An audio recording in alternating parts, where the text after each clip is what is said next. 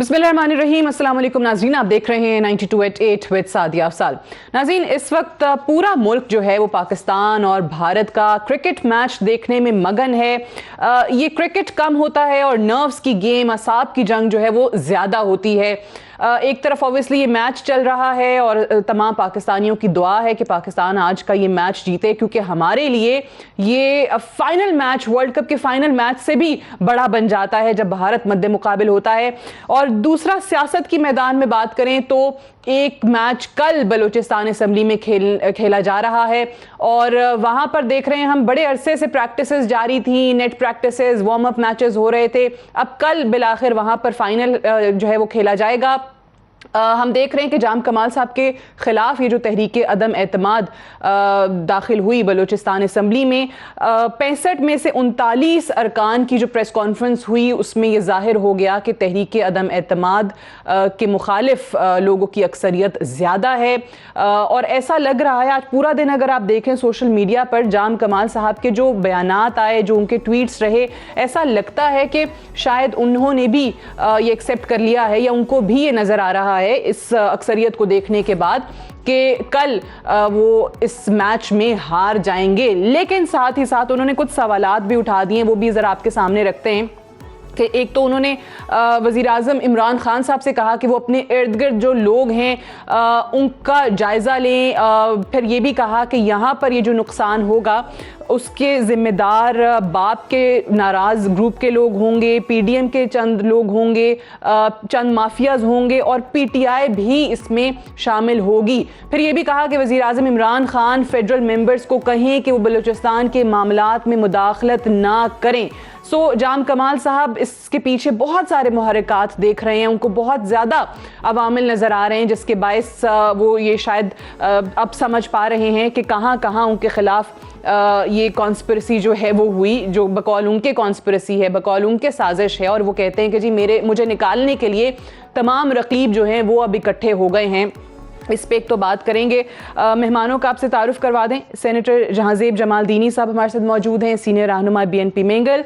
लियाकत शाहवानी साहब हमारे साथ मौजूद हैं, तर्जुमान बलूचिस्तान हुकूमत हैं। शहजादा जुल्फ़िकार साहब हमारे साथ मौजूद हैं, सीनियर सहाफ़ी हैं, तज्ज़ियाकार हैं और बलूचिस्तान के हवाले से भी और ओवरऑल सियासत के हवाले से भी काफ़ी गहरी नज़र रखते हैं। मीर असदुल्ला बलोच साहब भी हमारे साथ मौजूद हैं, पार्लिमानी लीडर हैं बीएनपी अवामी के। आप चारों को प्रोग्राम में खुशामदीद कहते हैं। और आप चारों को हमने आज क्रिकेट मैच तो नहीं देखने दिया, लेकिन कल बलूचिस्तान असेंबली में हमने कहा मैच पे आपसे बात कर लें। पहले तो शहजादा जुल्फ़िकार साहब आपका तज्जिया जरा आ जाए, कल क्या लग रहा है आपको कि बलूचिस्तान असेंबली में ये मैच किसके हक में जा रहा है?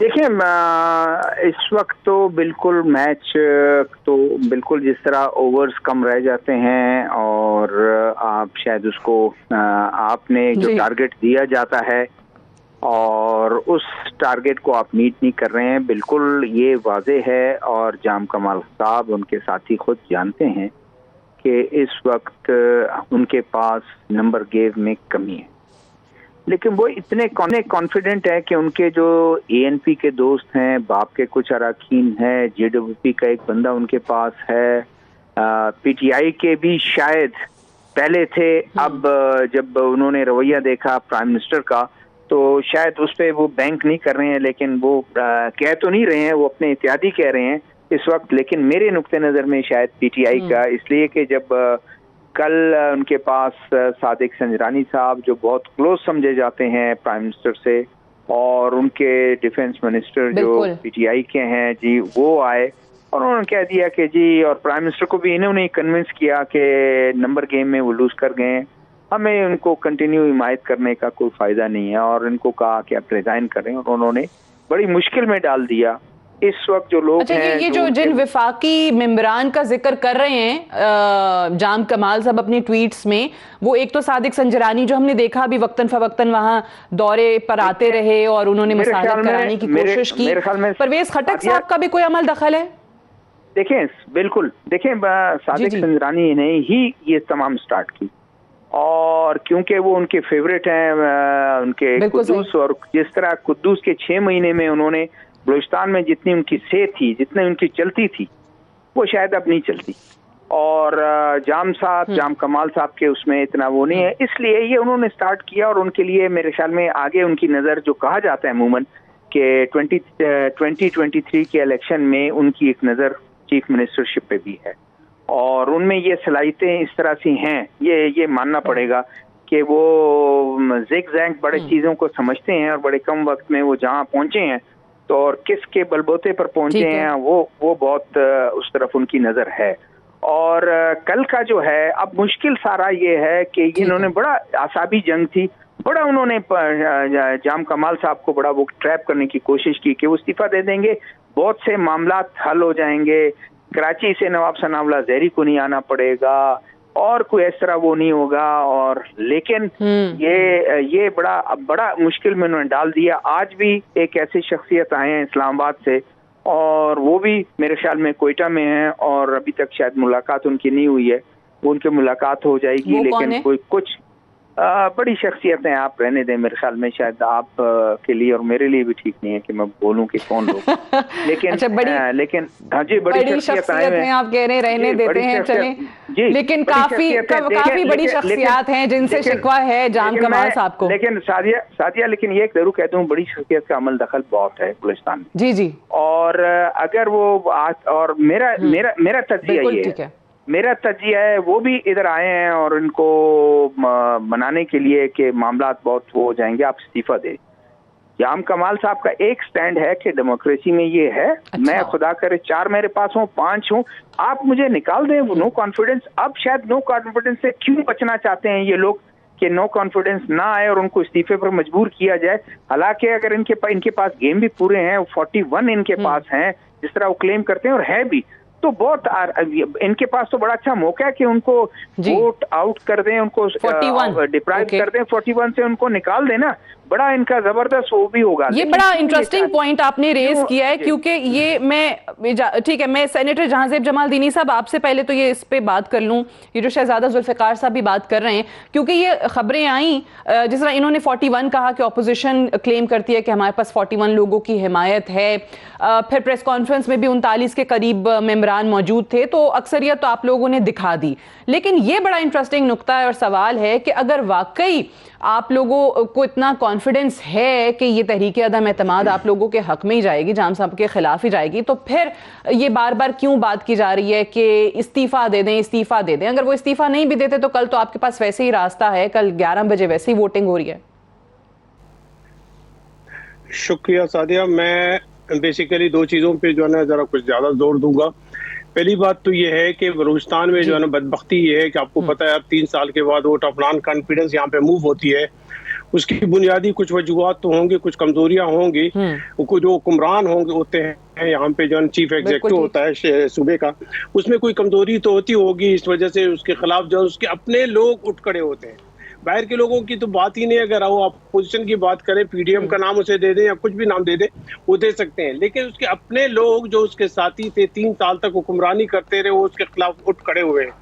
अब जो है ना बज़ोर ताकत या कुव्वत या मुख्तलिफ अदारों को इस्तेमाल करते हुए अगर आप लोगों को जो है ना वोट देने से इज्तनाब करवाएंगे, उससे कहीं पे बंद करवा देंगे या वो वोट के दिन जो है ना कहीं मबहूस रहेंगे, तो इसका मतलब ये होगा कि जमहूरियत पे आपका अपना यकीन है नहीं। अगर आप जमहूरियत पे यकीन करते हैं तो जो बंदे इस वक्त आपके कंट्रोल में या कहीं पे आप उसे रख चुके हैं, उन्हें आज़ादाना आप छोड़ दें। अले कल जो है ना इंतखाबात आपके जो है ना मेरे ख्याल में वोटिंग होगी, वोटिंग में तमाम चीजें क्लियर होंगी, जाम साहब मोहतरम के हक में होंगी तो वजीर आला होंगे, अगर उसकी मुखालफत में जाएंगे तो जाहिर है वो शिकस्त खा जाएंगे। अब इसमें कमजोर पहलू ये है कि ये, लेकिन आप तो कह रहे हैं ना कि आपकी गिनती पूरी है, सूबे में होती है 41 मेंबरान हैं, गिनती मेरे ख्याल में 41 से भी ज्यादा है।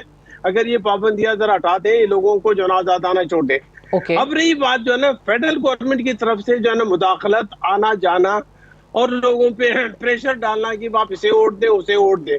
अब जाने ये जो प्रेशर सिंड्रोम हमारे मुल्क में आपकी नजर में कौन लोग हैं ये जिनका जिक्र जाम कमाल साहब ने भी अपनी ट्वीट में किया कि वजीर आजम अपने इर्द गिर्द के लोगों को जरा देखें, उनका जायजा लें, फिर जिन्होंने जो बलूचिस्तान में नुकसान के जिम्मेदार होंगे वो बाप के नाराज लोग होंगे, माफियाज होंगे, पीडीएम होगी और पीटीआई होगी। सो वो कौन से लोग हैं जो आपको भी लग रहा है कि फेडरल गवर्नमेंट के हैं जिन्होंने मदाखलत की? देखें पीडीएम को तो आप सेपरेट लगते हैं। पीडीएम वैसे भी उनके जो गुड बुक्स में है ही नहीं शुरू से आज तक। लेकिन सवाल ये पैदा होता है कि पीटीआई के दोस्त और उसके अलाइज, खासकर जो है ना बाप पार्टी के लोग, वो तो उसके अपना अलाइज थे। 3 साल तक तो हुक्मरानी के मजे लूटते रहे, और अगर आप आज वो भी इससे बेजार है, वो भी इससे दूर रहना चाह रहे हैं, तो इसका मतलब कुछ कमजोरी तो जाम साहब में ही है। अब उसकी वजह बुनियादी तौर पे ये है कि डिस्क्रिमिनेशन, उसकी कोशिश ये रही है कि मैं अपने पसंदीदा 6, 10, 12 जो है ना वज़रा को पालता रहा हूँ, संभालता रहा हूँ, उन्हें जो ठीक है, मैं इस पे भी आ जाऊँ। ओके, इस पे भी बात कर लेंगे अगले राउंड में। मैं इस पे भी बात कर लूंगी कि आप ये जो कह रहे हैं कि उनकी अपनी कमजोरियां ही रही हैं जिसकी वजह से ऐसा हुआ है। लेकिन मैं अगर मीर असदुल्ला साहब आपसे भी जानना चाहूंगी कि आपको क्या लग रहा है जाम कमाल साहब के लिए ये जो मुश्किलात आई, और कल ऑब्वियसली उनके खिलाफ इस तहरीक अदम एतमाद पर वोटिंग भी होने जा रही है, वो क्या अवामिल थे, वो क्या अनासिर थे, क्या मुहर्रिकात थे जो इसका सबब बने? Thank you. ये गवर्नमेंट जो जिस टाइम फॉर्म हुई थी, मकसद तो यही था कि 5 साल हम कंप्लीट करें और अपनी आवाम की खिदमत करें। एक टीम होती है, टीम का एक सरबराह होती है, उनकी ज़िम्मेदारी होती है कि वो अपने टीम के साथ सलाह और मशवरे के तहत इस सूबे के मामलात को चलाए, आवाम को मुतमईन करे, आवाम की बुनियादी जो नीड हैं, वो जो ज़रूरत हैं, उनको पूरा करे। लेकिन इस 3 साल के जो पीरियड था, जाम ने हमेशा अपने को अक्ल कुल समझा, न किसी से सलाह की, न किसी से मशवरा किया। अच्छा, तो उन्होंने जो बलूचिस्तान की जो डेवलपमेंट की जो बातें कर रहे हैं, उन्होंने सिर्फ 3-4 ऐसे हलकों में ज़्यादा से ज़्यादा फोकस की, और वो एक अपने तौर पे एक जहन बना रहा था कि आने वाले 23 के इलेक्शन के बाद मैं मज़ीद 2028 तक बरा जमा रहूँगा। लेकिन हम समझते हैं कि उसकी टीम के साथ जो ताल्लुकात बनाने का था, सूबे को चलाने का था, उसकी हठधर्मी, उसकी अनापरस्ती ने ये हालत आके उसके सर पे खड़े किए हैं। तो एक पार्टी बनाई गई जो बाप के नाम पे जल्द से जल्द ये पार्टी बनाई गई, हम तो उसके इत्यादी हैं। ये इस सूबे में पहली दफ़ा है कि जी 1 महीने के अंदर पार्टी बनाई गई, उसको 20-25 सीट मिली, सेनेट में उसकी अच्छी खासा तादाद हुई, नेशनल असम्बली में 5 सीटें उनकी हुई। ये हमारे पार्टियों ने 20-20 साल स्ट्रगल किए हैं, इतनी बड़ी स्ट्रेंथ नहीं थी, मरकज़ का भी सपोर्ट था इसको।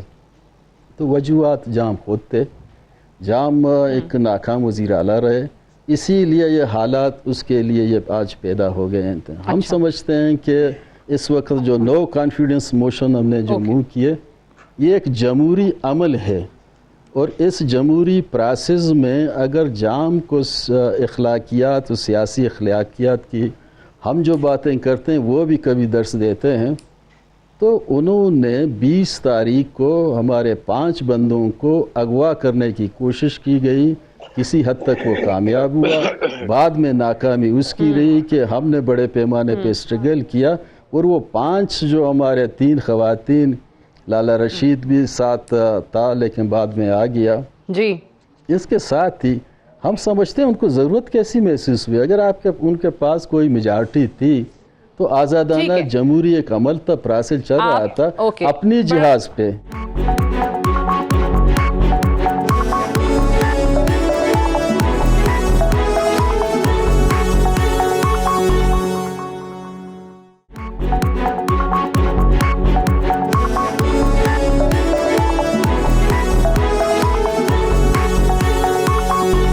बड़ा अहम नुक्ता जो मीर साहब ने यहाँ पे रेस किया है कि देखिए जाम कमाल साहब एक जमात अलग बनी, एक तमाम हम कहते हैं कसीरुल नज़रियाती लोगों को जो है वो इसमें इकट्ठा किया गया, मरकज़ की सपोर्ट, तमाम बासर लोगों की सपोर्ट होने के बावजूद क्या वजह है कि वो इस नहज तक ये मामला आ गया और उनको आउट करने के लिए ये करारदाद आ गई?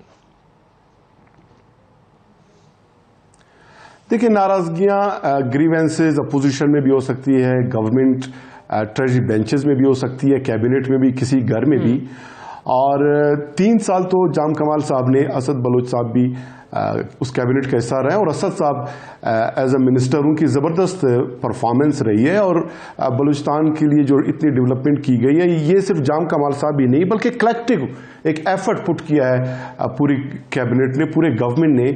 और जो एक असद बलोच साहब ने भी ज़्यादा इशारा जो वो कर रहे हैं वो रवैयों के हवाले से कर रहे हैं, और एक गिला जो है खुलकर जो सामने आया है हमारे नाराज़ दोस्तों का, वो ये कि जाम कमाल साहब मुलाकात कम करते थे, वक्त कम देते थे। ये एक मेन इशू रहा है और इसी के बुनियाद पे कुछ ग्रीवेंसेस रहे हैं। लेकिन डिज़ाइन जो है, जो हमें समझ आती है, वो 13 सितंबर को वोट ऑफ नो कॉन्फिडेंस जो मूव किया गया वो पीडीएम की तरफ से किया गया, वो हमारे दोस्तों की तरफ से नहीं किया। और इस बात का इतराफ जो है एक एमपी है पीडीएम के, लाइव शो में उन्होंने इतराफ भी किया कि चिंगारी ये हमने लगाई है और ये जो बिसात बिछाया इन्होंने। लेकिन पीडीएम को अपने स्ट्रेंथ पे यकीन नहीं था। बाद अज़ां जो हमारे नाराज दोस्त थे उनको उन्होंने इंस्टिगेट किया, प्रोवोक किया और एक vote of no confidence motion उन दोस्तों की तरफ से आया और हमने दोस्तों को मनाने की ज़बरदस्त कोशिश की और अब तक भी वो कोशिश जारी है। और अब कल जो मैदान सजने जा रहा है, ये तो आप जो कह रहे हैं, चले पीडीएम ने की हो, जिसने भी की हो, उन्होंने आग लगाई, जो भी है, लेकिन ये तो ऑब्वियसली सियासत का हिस्सा है। वहां पे आप लोग अपने हरीफों के खिलाफ ऐसे ही करते हैं, तहरीक अदम एतमाद आना, अर्ली इलेक्शन हो जाना, इन हाउस तब्दीली आ जाना, ये तमाम चीजें डेमोक्रेसी में होती हैं, जमहूरियत में होती हैं। लेकिन अगेन मेरा सवाल ये है कि फिर तमाम तर सपोर्ट होने के बावजूद भी, यानी फिर यही तस्लीम कर लिया जाए कि जाम कमाल साहब ही उस तरीके से हुकूमत को नहीं लेकर चल सके, उसी में उन्हीं को उनके तर्ज अमल की वजह से कामयाबी नहीं हो सकी, क्योंकि सपोर्ट सारी उनके साथ थी। देखिए, अगर हुकूमत गवर्नेंस डिलीवरी का नाम है तो 3 सालों में जितनी डिलीवरी हुई है, कोई एक सेक्टर बता दें जिससे पीछे छोड़ा होगा। बलूचिस्तान की पहला कैंसर हॉस्पिटल इसी गवर्नमेंट में शुरू हुआ। पीड्स ऑन्कोलॉजी इसी गवर्नमेंट में, 270 प्राइमरी स्कूल्स नए बने, 247 प्राइमरी स्कूल अपग्रेड हुए, 142 मिडिल स्कूल अपग्रेड हुए। पहला गर्ल्स कैडेट कॉलेज हिस्ट्री का इसी गवर्नमेंट में बना, 5 नए हॉस्पिटल्स बने, 2 स्पेशल इकोनॉमिक जोन्स बनने जा रहे हैं, 3 मार्बल सिटीज हैं, 4 मिनी इंडस्ट्रियल स्टेट्स हैं, 13 बॉर्डर मार्केट्स हैं।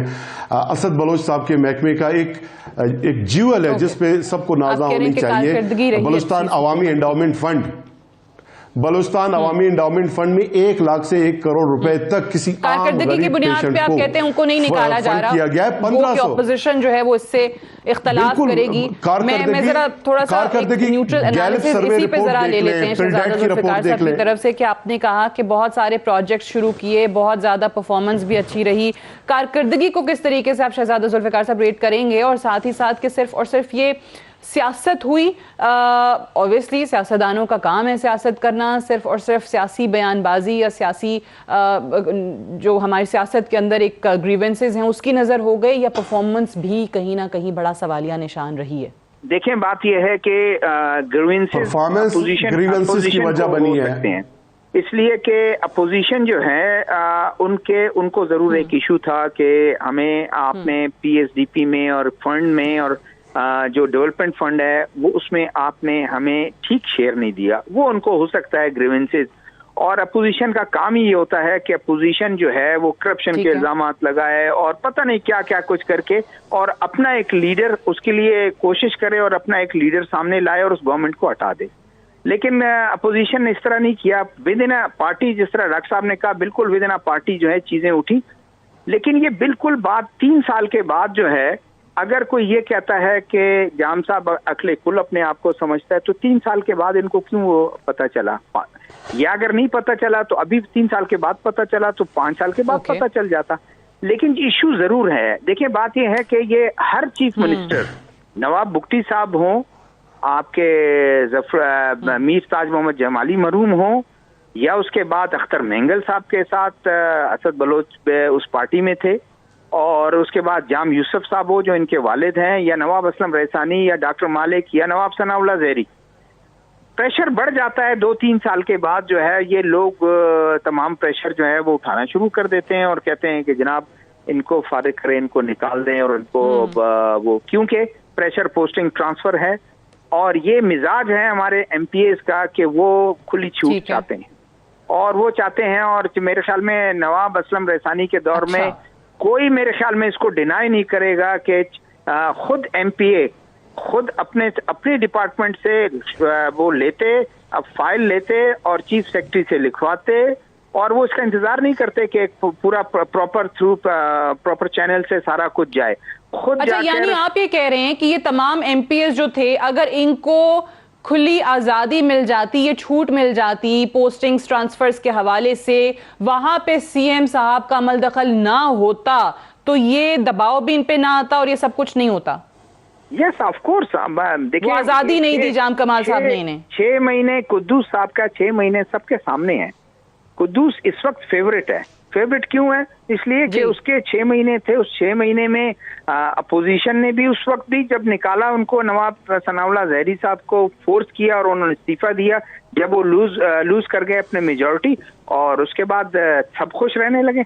और लेकिन अब भी यही मुझे नजर आता है कि जाहिर है ये ग्रीवेंसेस उनके कोalition पार्टनर को भी थी कि बात चीजें उनके तबीयत के मुताबिक स्मूथली नहीं चल रही। जी अच्छा, वेरी इंटरेस्टिंग। तो ये अगर डॉक्टर जमालदीनी साहब मुझे ये बताएं कि ये वो इनके अपने लोग जो बाप पार्टी के थे, जिनको अब हम नाराज अरकान कहते हैं, या फिर जो भी एलाइज थे, अगर उनको यही तमाम चीज़ें मिल जाती जो जुल्फ़िकार साहब जिनकी जानिब इशारा कर रहे हैं, और बार बार जाम कमाल साहब भी यही कहते थे कि भाई मैं उस तरीके से इख्तियारात इनको नहीं दे सकता कि जिस पर स्क्रूटनी ना हो, जिस पर जांच पड़ताल ना हो, जिस पर नज़र ना रखी जा सके, और यही सबब बनाए उनको निकालने के लिए। देखें जी, ये जो अल्फाज मेरे दोस्तों ने आपके सामने पेश किए, मैं इनसे इत्तेफाक नहीं करता। उसकी वजूहत मैं आपको बताऊं। जब तक आप डिस्क्रिमिनेशन नहीं करेंगे उस वक्त आपके दोस्त नाराज क्यों होंगे? अगर आप प्रॉपर्ली उन्हें फंड दिया करते हैं, इस वक्त फंड जो है ना, डिस्क्रिमिनेशन सबसे ज्यादा अपोजिशन के साथ हो रही है। आप अंदाजा लगाएं कि अपोजिशन को अगर 7 करोड़ मिल रहे हैं, जो एक कॉन्स्टिट्यूएंसी को लीड करते हैं, वहीं से बाकायदगी से कामयाब हो चुके हैं। लेकिन उसके अलावा बाप पार्टी के और उसके मुखालिफिन जो हार चुके हैं, उनको जो है 25 से 30 करोड़ रुपए जेब खर्चा और बाकी 1 अरब के करीब उनको जो है पीएचडीपी में दिया जाता है। ये उनको मिलने के अलावा जो खराब पहलू उसमें निकल आती है ये है कि ये जो है ना इख्तियारात, मामूली से इख्तियारात, एक पीएन उसके ट्रांसफर को भी जाम साहब ने अपने जेब में रखा हुआ था।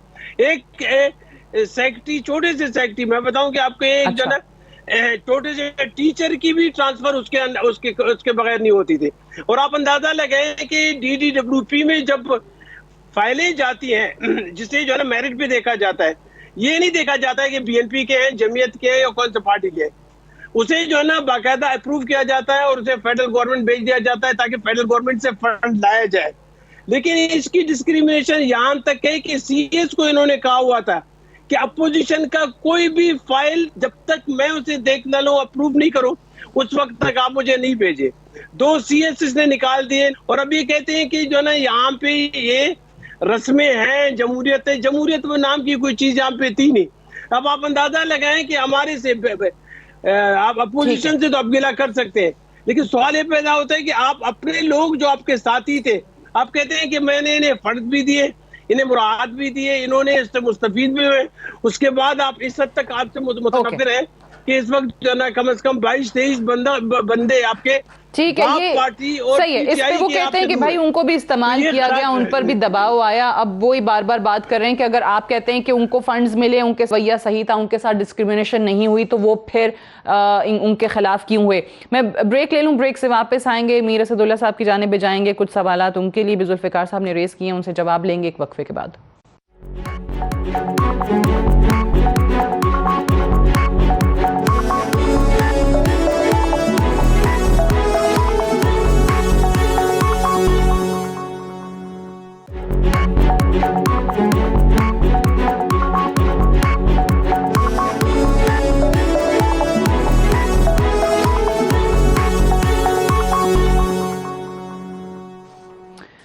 वेलकम बैक प्रोग्राम में एक बार फिर से खुशामदीद। मीर असदुल्ला साहब, जुल्फ़िकार साहब ने कुछ सवालात उठाए हैं। जो बाप के अपने लोग थे या जो इत्तेहादी थे, आप लोगों को उन्होंने पूछा कि भाई ये 3 साल के बाद ही जाके फिर जाम साहब जो हैं वो आपको अकले कुल क्यों लगने लगे, पहले क्यों नहीं लगे? आप लोगों के तो फंड्स का भी मसला नहीं था, आप लोगों के साथ तो डिस्क्रिमिनेशन भी नहीं हो रही थी, फिर क्या वजह हुई? देखें, एक चीज़ अपनी जगह असूली तौर पे चीज़ों को देखा जाए, शुरू में जब गवर्नमेंट हमने बनाया था, उस गवर्नमेंट के कुछ पैरामीटर्स थे, उसके हवाले से हमारी तजावीज़ थी, हमारा मौक़िफ़ था, हमने विज़न अपने दिया। मैं BNP अवामी का मरकज़ी सेक्रेटरी जनरल हूँ। उस वक़्त जाम ने सारे चीज़ों को एक्सेप्ट किया। बाद में वक्तन पर वक्तन हमारी इस 3 साल के दौरान डिस्कशन रही। कैबिनेट के मीटिंग में हमने उनको बताया, कैबिनेट के मीटिंग के बाद 1 to 1 उनसे मीटिंग की, हमने बताया। वो हमेशा एक लफ्ज़ इस्तेमाल करते हैं, डन, लेकिन उन्होंने फिर अमल नहीं किया। ये सिलसिला चलता रहा। उसकी जो रवैया था वो जमहूरी अमल से, वो प्रोसेस से गुज़रा तो कहते हैं, लेकिन उन्होंने किसी को वो इज़्ज़त, वो रिस्पेक्ट नहीं दी जो शुरू में हमारी उनके साथ एक कमिटमेंट हुई थी। देखना तो ये है कि इस जमहूरी अमल में किसी को भी आप वज़ीर आला बनाते हैं, वो ख़ुद एक MP है, अपने हलके से जीत के सिंगल MP है वो। फिर मजमूई तौर पे मिल मिला के हर इलाके के जो वहाँ से लोगों ने अपनी मैंडेट ली है, वो एक बंदे पे एतबार करते हैं, उनको सपोर्ट करते हैं, वज़ीर आला बनती है। इसका मतलब हरगिज़ ये नहीं होगा कि आप उसके हल्के में, जाम साहब ने अपने हल्के में 22 अरब रुपए लेके गए और वो बलूचिस्तान की बात करते हैं।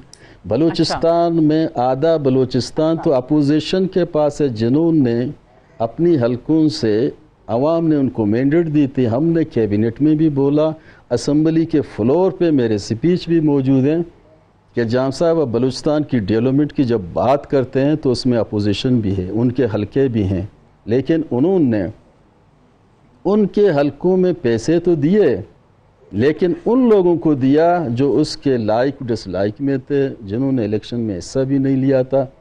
तो ये ऐसी चीज़ें हैं, ये एक हवस था उनका। ठीक है। इस जमहूरी अमल को उन्होंने सही तरीके से चलाने की कोशिश नहीं की। बादशाहत अलग चीज़ है। तो हम समझते हैं कि 3 साल बाद जो कह रहे हैं कि आपको याद कैसे आया, तो हम समझते हैं हमें याद तो पहले था। वो जो एक कमिटमेंट था, जो हमारे साथ एग्रीमेंट था, उस पे अमल उसने नहीं किया। आज इसलिए उसको ये रिजल्ट नजर आ रहा है कि आज हमारे साथ नाराज, आप कहते हैं नाराज तो हम पहले थे। आपने टाइम दिया, आपने जैसे कहा कि वो हर चीज पर कह देते थे डन, लेकिन वो होता नहीं था, उस पर अमल नहीं होता था। जो आपने बात की, जाम साहब जो हैं वो तहरीक अदम एतमाद लाने वालों ये बात कर रहे हैं कि जी इक़्तिदार के भूखे हैं और लालच के भूखे हैं, ये भी अपना शौक़ पूरा कर लें, उन्होंने जैसे आज ट्वीट में अपनी कहा। लेकिन मुझे ये बताइए कि वो बार बार जाम साहब ने कहा कि मैंने अपना फ़ैसला जो है, अपना इख्तियार जो है वो अपने ग्रुप के लोगों पर छोड़ दिया है, इत्तेहादियों को दे दिया है जो मेरे साथ खड़े हैं। तो उनको इस टाइम पे क्या मशवरा दिया जा रहा है, उनके अपने करीबी साथियों की तरफ से क्या कहा जा रहा है? पिछले दिनों जो खबरें आई कि इस्तीफ़ा दे दिया, उन्होंने तरदीद कर दी कि इस्तीफ़ा नहीं दिया। बहुत लोग सोच रहे थे कि तहरीक अदम एतमाद से आउट होने से बेहतर है कि वो खुद ही रिज़ाइन कर देंगे। क्या अभी भी इसके कोई चांसेस मौजूद हैं? ऐसे अरकान हैं जो कहते हैं कि जी 11 बजे वोटिंग से पहले ही रिज़ाइन कर दें।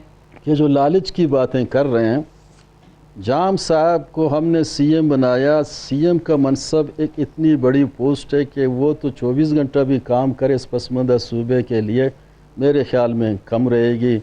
मुद्दतों से ये पसमानदा सूबा रहा, इसकी डेवलपमेंट के लिए एक प्लान होती है। लेकिन जाम साहब CM के अलावा PND का डिपार्टमेंट भी अपने पास रखा, हेल्थ का डिपार्टमेंट भी अपने पास रखा, माइंस का डिपार्टमेंट अपने पास रखा इन्होंने, जंगलात का डिपार्टमेंट अपने पास ही रखा। तो ये हवस किसकी है? दूसरी बात ये है, हवस उन लोगों की होती है माजी से, इसके दादा, फिर परदादा, फिर वालिद इसका, अभी खुद अपने बेटे को भी तैयार कर रहा है। तो हवस किस चीज़ को बोलते हैं? मैं समझता हूं कि जमहूरी अमल में 20 तारीख तो आपको लगता है कि वो इक़्तिदार में 34 बंदे, 34 बंदे उठ के जाम साहब के खिलाफ उन्होंने नो कॉन्फिडेंस मोशन में हिस्सा लेके जमहूरी अमल को साबित कर दिया, तो वो फिर भी अभी बैठे हुए हैं, बरा जमा बैठे हुए हैं। खुद कहते हैं मेरे पास 26 लोग हैं, 26 तो गवर्नमेंट तो नहीं कर सकती है, उसके लिए सादा अक्सरियत जो बनती है 33 बनती है। मैं यही समझता हूँ कि जो लालच की उन्होंने बात की है, तो वो खुद अपने साथ सवाल कर रहा है, जवाब उसके खुद अपने इस अमल में खुद ही है। मेरे ख्याल में ऐसी जवाब देने के लिए कुछ जाम साहब ने अपनी बहुत से चीज़ों को जो इल्मी और सलाहियत हैं इस दौरान वो शिकस्त खुर्दा हैं। अभी जो हमें कह रहे हैं कि मैं तो इस्तीफ़ा देने के लिए तैयार हूँ, लेकिन मेरे कुछ डिमांड हैं, तो हम कहते हैं कि जो शिकस्त खुर्दा लोग होते हैं वो अर्ज करते हैं, डिमांड नहीं करते हैं, रिक्वेस्ट करते हैं। वो तो हमने सुना था कि ये बात कही जा रही है उनकी तरफ से कि इस्तीफा वो दे देंगे, लेकिन ये पहले तरीके अदम एतमाद जो है ये वापस ले ली जाए। मुझे एक ब्रेक लेनी है, ब्रेक से वापस आकर इस पे भी जरा बता दीजिएगा कि ये इसमें कितनी हकीकत है। मैं जमालदीनी साहब से पूछ लूंगी, फिर शहवानी साहब हम मौजूद हैं तो उनसे भी जानेंगे कि वो दोस्त उनके क्या मशवरा दे रहे हैं। जिस तरीके से जाम साहब कहते हैं कि मैंने अपना इख्तियार अपने जो इत्तेहादी हैं या अपनी बाप पार्टी के जो लोग मेरे साथ खड़े हैं उनको दे दिया है और वो फैसला कर दें। एक ब्रेक से वापस आएंगे, डिस्कशन को आगे बढ़ाएंगे। Stay tuned.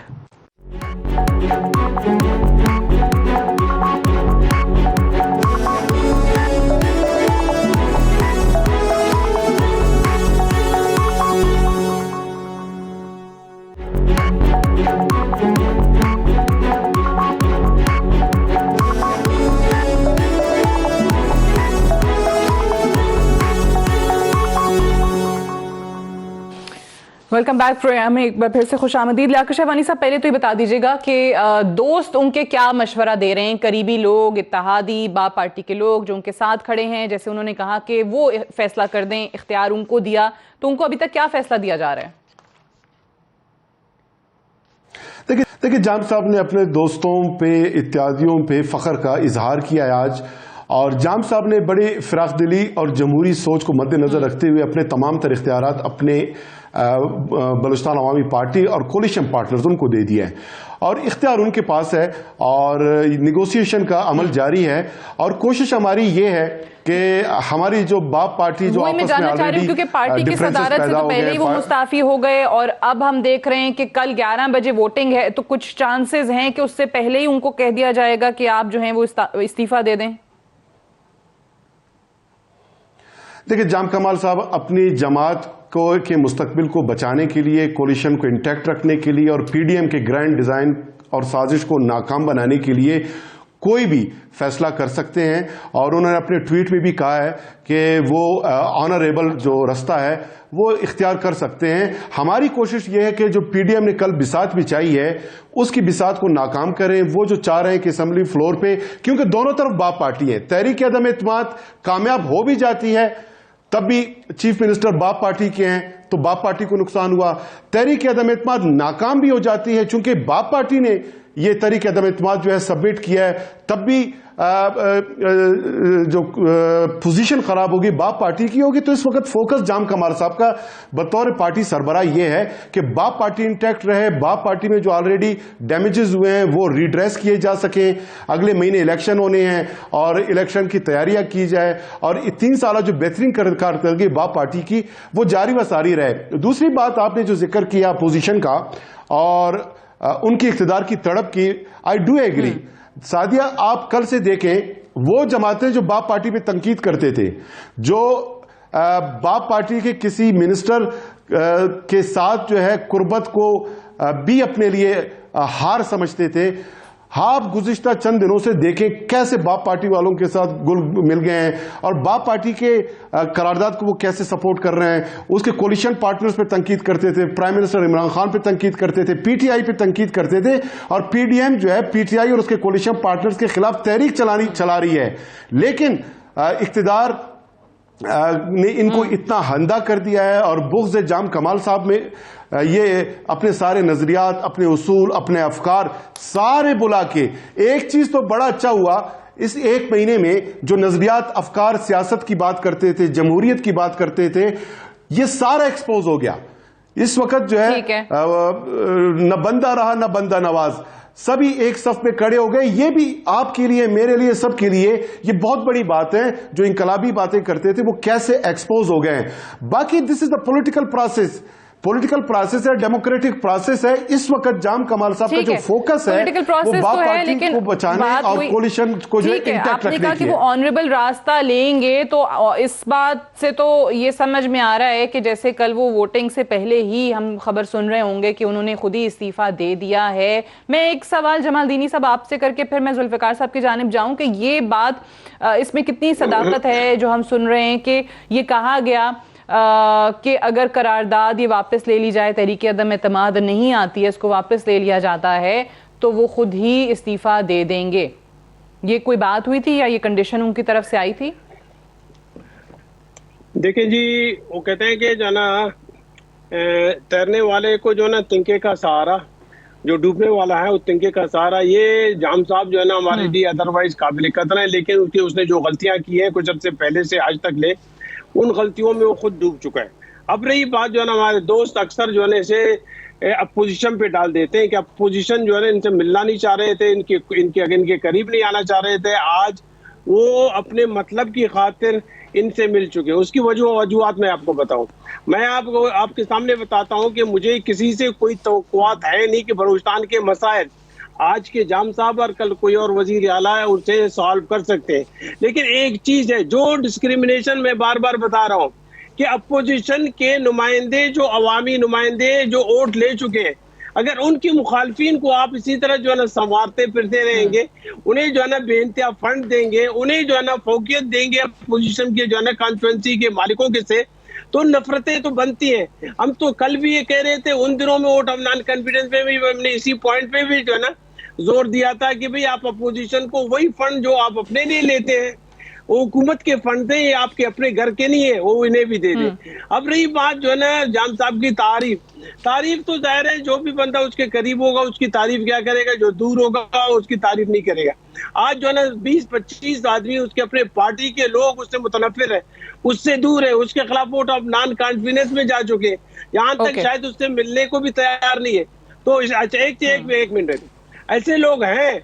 मैं कहता हूँ जाम साहब के ग्रुप में साथियों में अच्छे लोग बिल्कुल हैं, मैं नहीं कहता हूँ कि नहीं है, लेकिन उनमें से जो है ना चंद ऐसे लोग हैं जिन्होंने जाम साहब को निहायत ही गलत अंदाजे, गलत तरीकों पे डलवा दिया। नफरतें उन्होंने वहां पे उनके जहन में जो है ना मुंजमद करवा दी, पैवस करवा दी, और जाम साहब उनकी बातों में आकर आज इस मोड़ पे करे हैं कि उनके साथी खुद उसके करीब आने से कतराते हैं, उससे दूर भागने की कोशिश करते हैं।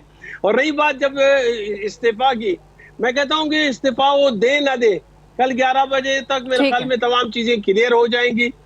अगर बेइज्जती से उन्होंने बचना है तो सुबह वो तो वोटिंग हो जाएगी, वो तो पता चल जाएगा अक्सरियत जैसे आप लोग कहते हैं आपके पास है, तो फिर जाम कमाल साहब जो है वो जाहिर है उनका फ्यूचर बतौर सीएम साहब जो है वो तो खत्म हो जाएगा। लेकिन मैं एक सवाल शहजादा जुल्फिकार साहब, मुझे इतना जरूर बताइए कि इसके बाद के ऑप्शंस क्या हैं, फिर किसका इंतखाब हो सकता है, या कौन इस वक्त फेवरेट कैंडिडेट जो है वो तस्वुर किया जा रहा है जाम साहब के बाद वजारत आला के लिए? सादिया, एक चीज मैं थोड़ा सा क्लियर करूंगा। देखिए, मैं इस बात से इत्तेफाक नहीं करता कि बेइज्जती और इज्जत और ये जी बात ये है कि ये जमहूरियत हम और खासकर एक आम आदमी ये बात करे तो ठीक है, हम तो सारे वो जो इलेक्टेड लोग हैं या पार्लियामेंट में रहे हैं, ये उसका हिस्सा है। क्या सादिक संजरानी साहब के खिलाफ पीडीएम ने जो एक वो किया उसमें वो नहीं हुआ कामयाब, लोग स्लिप हो गए। अब हुए नहीं हुआ, अगर वो बाहर निकल जाते तो भी कोई वो नहीं था, जमहूरियत का हिस्सा है। आज अगर मेरे ख्याल में मेरा अपना ये ख्याल है कि पहले उन्होंने इस्तीफा नहीं दिया, आज वो डिमांड अगर ये करेंगे, ये बहुत ही बेवकूफ़ी वाली बात होगी कि अगर वो आज ये डिमांड रख रहे हैं कि अच्छा जी आप वापस लें, मैं इस्तीफा दूंगा। जाना तो उन्होंने है, तो मेरे ख्याल में उन्होंने अगर इस्तीफा देना होता तो वो पहले ही दे देते ना, तो वो पहले हफ्ते उसमें दे देते जब अपोजिशन ने एक वो मूव किया था। तो मैं समझता हूं कि अभी वो इस्तीफा नहीं देकर मेरे ख्याल में बहुत बेहतर उनके लिए यही होगा कि वो इस्तीफा ना दें और निकालें। और क्या उन्होंने उस हाउस में बैठना तो है ना, वो तो उसमें वो नहीं होगा। लेकिन ये है कि जो 40 और ये क्या मेरे ख्याल में अभी क्लियर होगा, कल 11 बजे तक क्लियर नहीं, अब मेरे ख्याल में उनको जाना पड़ेगा जाम साहब के पास। जब नहीं है लोग जाना पड़ेगा। लेकिन मैं ये समझता हूँ कि मुश्किल क्या है कि इस्लामाबाद से भी लोग आ जाते हैं, 2-4 दिन पहले भी आ गए थे, अभी भी ये आप बार-बार इस्लामाबाद वालों का जिक्र क्यों कर रहे हैं जुल्फिकार साहब? क्या मामला हैं ऐसे आप जो बार-बार कहते हैं बाहर का इन्फ्लुएंस बहुत ज्यादा है? ये तो जाम साहब की शिकायत ही है। आप भी जानती हैं और हमारे पैनलिस्ट सब जानते हैं कि इस्लामाबाद का बड़ा असर है बलूचिस्तान पे, बड़ा असर है बलूचिस्तान पे, और हम उनको ज्यादा फॉलो करते हैं। और आज भी जो कुछ हो रहा है, कुद्दूस साहब आ रहे हैं तो भी इस्लामाबाद जो है के लोग हैं उन्हीं की उससे आ रहे हैं। नेक्स्ट जो आपने बताया तो अभी तक तो जो टॉप कैंडिडेट हैं, जो फेवरेट हैं, वो कुद्दूस साहब, वो कुद्दूस है। हाँ। कुद्दूस बिजंजो साहब हैं, और कुद्दूस बिजंजो साहब जो हैं, क्योंकि पहले भी तजर्बा उनको है 6 महीने का, फेवरेट कैंडिडेट हैं। और ये वही वजूहात तो नहीं है जुल्फिकार साहब के जिन लोगों के वो फेवरेट हैं, जैसे आपने कहा कि सादिक संजरानी साहब के बड़े पसंदीदा हैं। जी जी बिल्कुल। देखिए मैं आपको बताऊं, मैं तो ये पूरा क्रेडिट सादिक संजरानी साहब को देता हूं कि उन्होंने शुरू दिन से ही 2-3 मरतबा अटेम्प्ट करवाया, नहीं हुआ, इस अटेम्प्ट में वो कामयाब हो गए। जिस तरह पिछली मरतबा आपको अगर मैं याद दिलाऊं कि सुमरो साहब, कयूम सुमरो सेनेटर आए थे, जरदारी साहब ने उनको भेजा था और वो यहाँ 15 दिन रहे, और उन्होंने खुद कुद्दूस साहब को हाथ से पकड़कर, ये अखबारात में तस्वीरें छपी हुई हैं कि उनको सीएम की कुर्सी पर बिठाया और ये कहा कि ये हमारा है, हालांकि वो नून के थे, पाकिस्तान मुस्लिम लीग नून के थे, और वो एक रिवॉल्ट करके आए थे। तो ये क्रेडिट मैं समझता हूँ कि इनको है सादिक संजरानी साहब को, कि उन्होंने वो सारा कुछ मैनेज किया और बेहतर अंदाज में मैनेज किया, और वो उनका वो कैंडिडेट है। और उसके अलावा जरूर बुलेदी साहब का भी नाम लिया जा रहा था। ठीक है, ये जी मुकम्मल कर लीजिए। अच्छा। मैंने कहा जरूर बुलेदी साहब का भी नाम था, और सरदार सालेह भूतानी साहब का भी था, लेकिन इस पूरे रन में वो काफी आगे हैं, उन दोनों से आगे हैं। और शायद मेरे ख्याल में जरूर बुलेदी साहब को कुछ लोग समझते हैं शायद बुलेदी साहब, भूतानी साहब, लेकिन जाहिर है अब्दुल कुद्दूस बिजंजो साहब जो हैं वो इस वक्त बहुत फेवरेट हैं अगले वजीर आला बलूचिस्तान के लिए। और एक और चीज़ भी कि बलूचिस्तान में ये तब्दीली आती है तो इसके बाद शायद सिलसिला यहाँ तक रुके नहीं, इसके बाद इसके असरात आपको पंजाब में और पंजाब के बाद वफाक की जानिब भी बढ़ते दिखाई दे रहे हैं। मीर असदुल्ला बलोच साहब, शहजादा जुल्फिकार साहब, लियाकत शहबानी साहब और सेनेटर जहांजेब जमालदीनी साहब, बहुत बहुत शुक्रिया प्रोग्राम में तशरीफ आवरी का, ज्वाइन करने का। That's all for tonight. I have to wind up है। बहुत शुक्रिया। खुदा हाफिज़।